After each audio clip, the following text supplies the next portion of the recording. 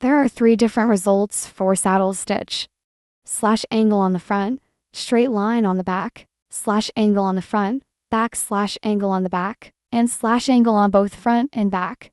This video is showing slash angle on the front, straight on the back. Start by making sure the thread length is even on both sides. We are stitching from the right to the left by putting the front needle to the next hole and pull it straight up. Use your thumb to hold the thread to the front.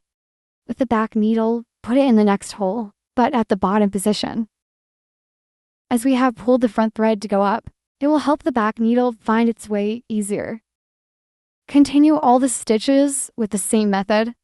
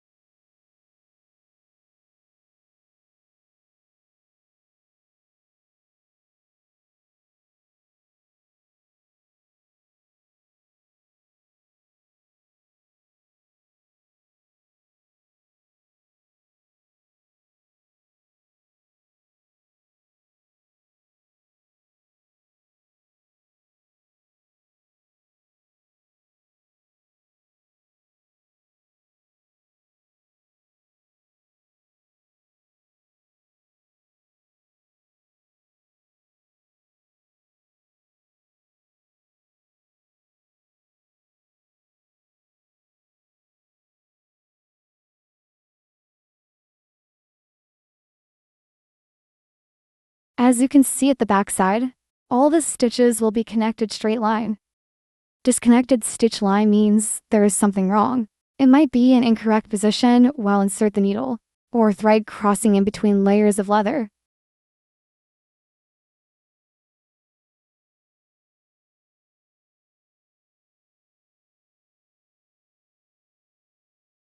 Here is a stitching pony, the clamp for holding the leather piece, so we can stitch it with both needles.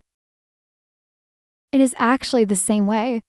We put front needle first, hold it a little diagonally up. Then put the back needle in the same hole, but underneath.